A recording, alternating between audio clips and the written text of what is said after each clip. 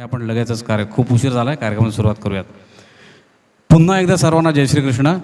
आपल्या आजच्या कार्यक्रमाला आता सुरुवात झाली आहे. आधी मी सांगितल्याप्रमाणे आपल्या सर्व समाजाचे हक्काचे श्रीकृष्ण मंदिर इंदापुरात नव्याने बांधून झाले आहे. आपण सर्वांनी नाना प्रकारे आम्हाला मदत केली, मार्गदर्शन केले, सहकार्य केले, आर्थिक मदत भरघोसपणे केली. त्यामुळेच असं म्हणेन की मंदिर उभारणीत आपला सहभाग आणि वाटा मोलाचा आहे. मंदिर पायाभरणीपासून उत्सवापर्यंत आणि नंतरही आपण सर्व विभागातील समाज बांधवांनी आम्हा इंदापूरकरांना खूप प्रेम दिलेत. यापुढे हे प्रेम असेच वृद्धिंगत होत राहो अशी सदिच्छा.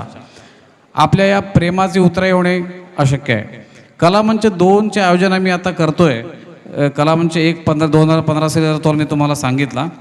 आणि कलामंच 2 म्हणजे आजच्या गायन स्पर्धेचे आयोजन.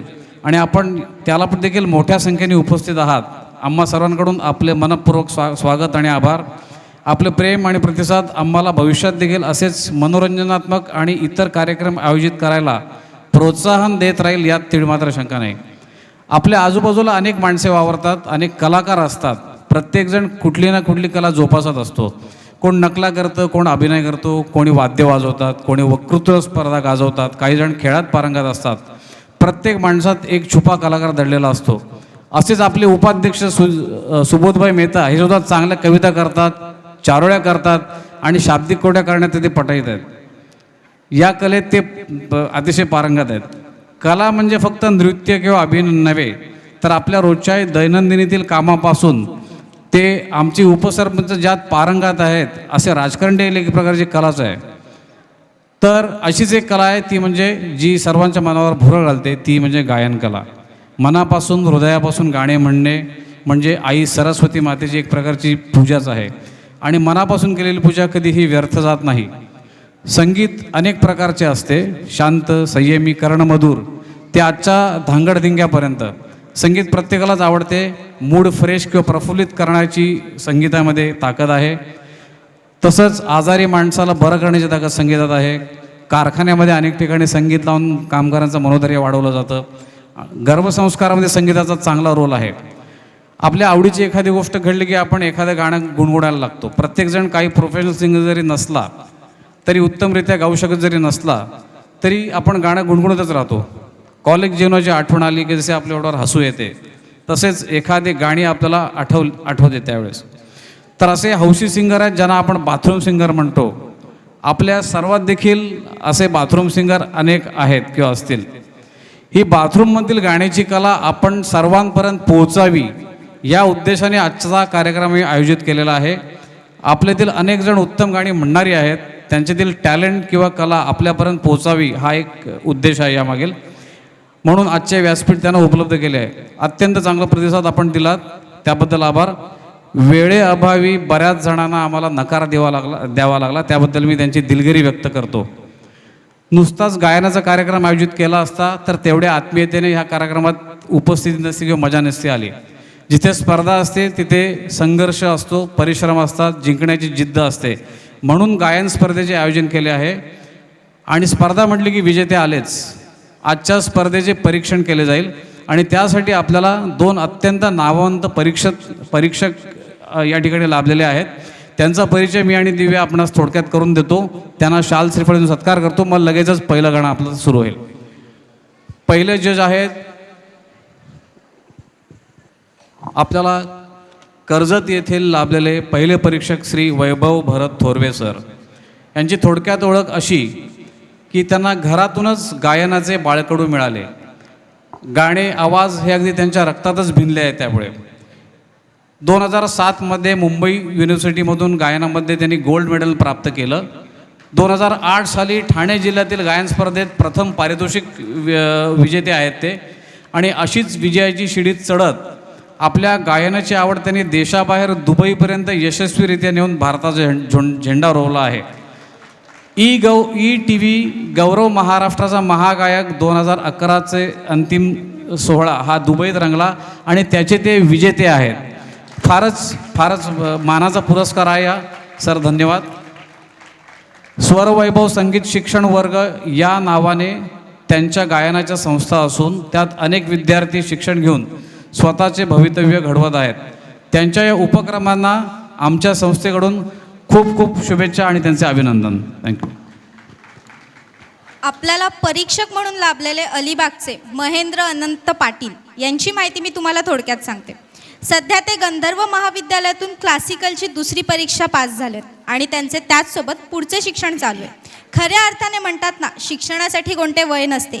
त्यांचं शिक्षण अजूनही चालू आहे.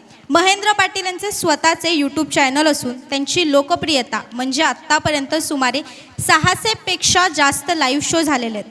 तसेच त्यांच्या आवाजात 45पेक्षा जास्त गाणी रेकॉर्डिंग झालेली आहेत. दिबा पाटील यांचा 2021 पुरस्कार, यूथ फेस्टिवल 2016 येथे प्रथम क्रमांक, JSW स्टील कंपनीमध्ये 3 वर्ष सलग द्वितीय क्रमांक आणि खास उल्लेखनीय म्हणजे 2024चा रायगड रत्न पुरस्कार नुकताच त्यांना जाहीर झाला. याबद्दल त्यांचे खूप सारे अभिनंदन आणि खूप साऱ्या शुभेच्छा. असे परीक्षक आपल्याला या कार्यक्रमासाठी लागले हे आपलं भाग्यच म्हणावं.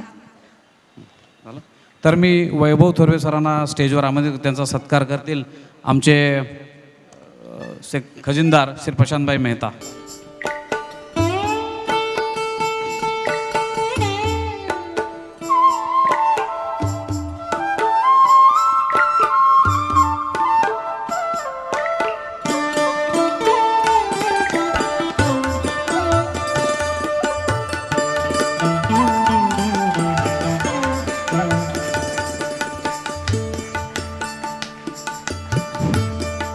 थोडा टाळ्यांचा आवाज येऊ द्या. टाळ्या जोरात आल्या पाहिजेत. धन्यवाद सर. आपले दुसरे परीक्षक आहेत श्री महेंद्र पाटील सर, त्यांना मी स्टेजवर येण्याचं आमंत्रण देतो. त्यांचा सत्कार करतील श्री उदयभाई शेठ.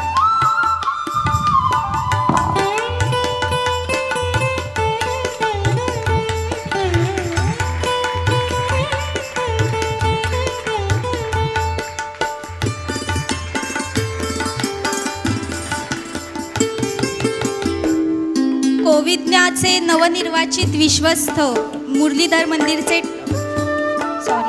कोविज्ञाचे नवनिर्वाचित विश्वस्त विजयभाई मेहता यांचा सत्कार मुरलीधर मंदिरचे ट्रस्टी अजयभाई मेहता यांच्या हस्ते होईल. प्लीज त्यांनी पुढे यायचं आहे. मगाशी जे झालं ते स्वागत झालं. आता मुरलीधर मंदिराच्या तर्फे नवनिर्वाचित ट्रस्टी आपले आदरणीय श्री विजयभाई यांचे आपले मुरलीधर मंदिराचे विश्वस्त श्री अजयभाई यांचे करत आहेत.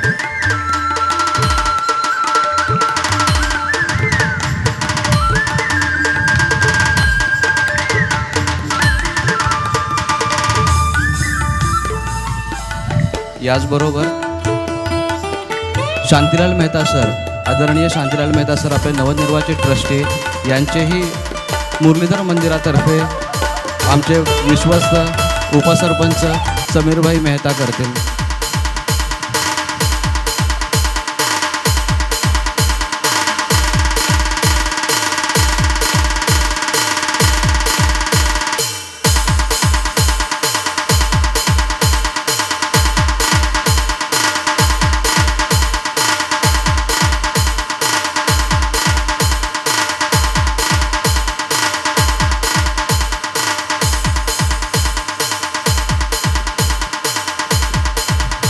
आज